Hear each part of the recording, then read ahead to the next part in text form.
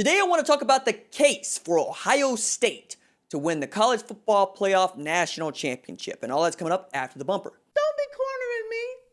Hold up. Time. You gotta help me with that corner shit.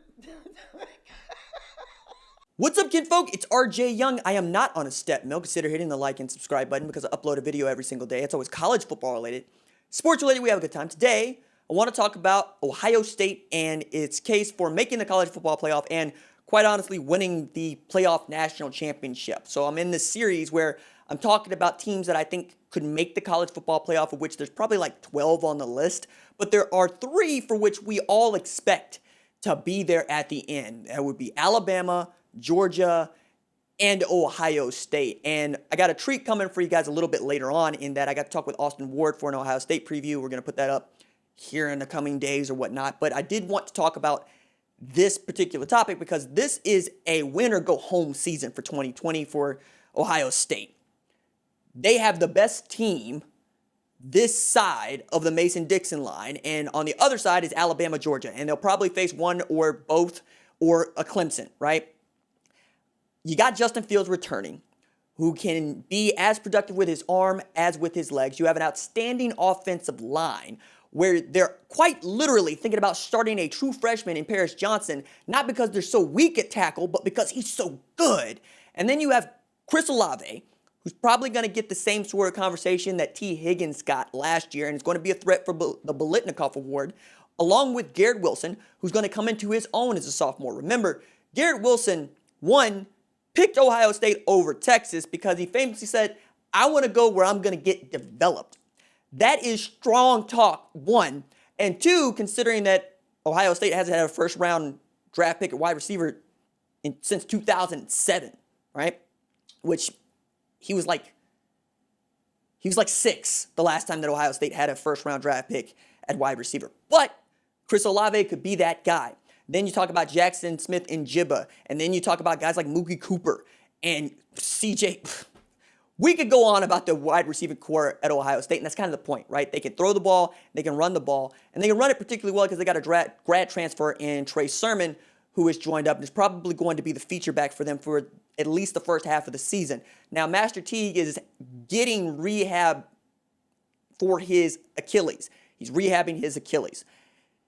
That said, he's probably not going to be the same player that he might have been even a year ago when he was getting carries behind J.K. Dobbins, specifically in those second halves where Ohio State was blowing people out.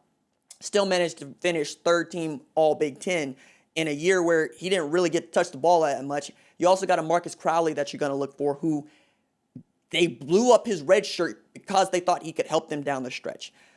And that's all on the offense. On the defense, it's really going to be about Josh Proctor, right? Because they'll probably run single high safety. And if they're running single high safety, that means they're going to have 8 in the box. They got 8 in the box. That means they got to be able to trust that center fielder to cover the entire field, especially knowing that you're going to have Shaun Wade, of course, but then you might actually see a couple of new corners out there. And if anybody knows how to recruit and develop corners, it's Ohio State, and in particular, the defensive coordinator there and the defensive backs coach there, Kerry Combs. In the middle, it's names you know, right? It's Barron Browning. It's Tuff Borland. In the defensive line, it's Tyreek Smith. It's Zach Sachs Harrison. It's Jonathan Cooper. Like, the thing that should be terrifying about Ohio State for many is that as a casual observer of Ohio State Buckeyes football, I know at least one guy by name at every single position for Ohio State. And then couple that with the biggest game on the schedule probably isn't Ohio State, Oregon, though it is going to be one of the big ones for me because I love those non-conference games. And if everything in the state of Oregon gets sorted out and Kate Brown says that they can actually play the game in Eugene, it's going to be a lot of fun.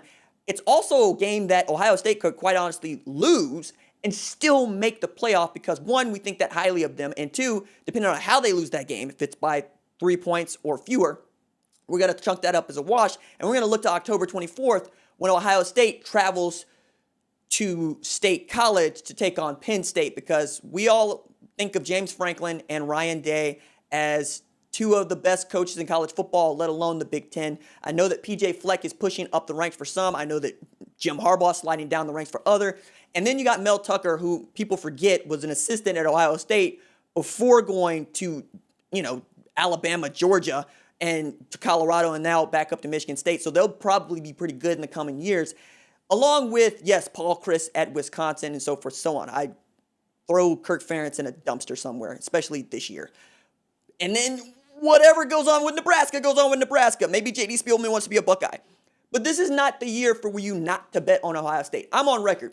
Alabama's who I think is going to win the national championship. But I think the opponent that they're going to have in that game is going to be Ohio State. And I don't really see how that doesn't go the way that it usually goes, right? And the thing about the playoff that I love and that I hate, I'm not a fan of the 14 playoff. I want 16 teams.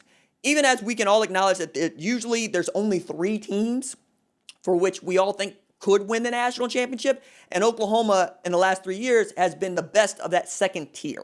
I get that.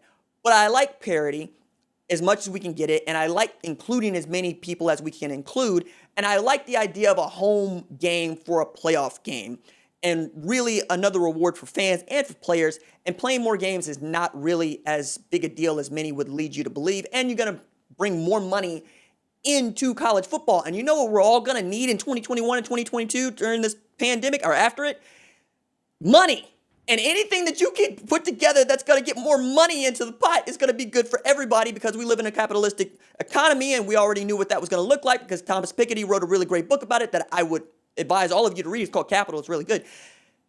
And now we're talking about Ryan Day, who is charging up the ranks, man. Like, he's neck and neck with Lincoln Riley now based on how Ohio State has performed as one of the best new head coaches of the past 5 years. The thing that Lincoln Riley has ahead of Ryan Day is quite literally the individual accolades of having 4 Heisman Trophy finalists in 4 years, right? With 2 guys winning in back-to-back years, or having 3 quarterbacks selected in the first 2 rounds of the NFL draft in 3 consecutive years. That's the first time that's ever happened in the Common Draft era. The Common Draft era is since the AFL and NFL merged together to create what we know of as the NFL. Back to Ohio State. It's about, yes, Oregon to a degree, but it's really about Penn State. And if Penn State is able to pull off a win against Ohio State in State College, you got to see them as the Big East as the East representative. I guess it's the Big East. It's better than the Big East was, at least toward the end, in the Big Ten championship game against perhaps a Wisconsin or a Minnesota or Nebraska or Iowa, whoever the sacrificial lamb ends up being. But that's all going to be in flux as we get toward the end of the season, because I think you're going to look at X Factor guys. You're going to look at how deep is the depth chart when the competition is really good and you can't afford to lose at all. Championship November, what it's called down here. How good are you at keeping everybody else at bay? How good are you when you get injuries where you didn't expect to get injuries? How deep can you go? And Ohio State can go as deep as anybody in the country.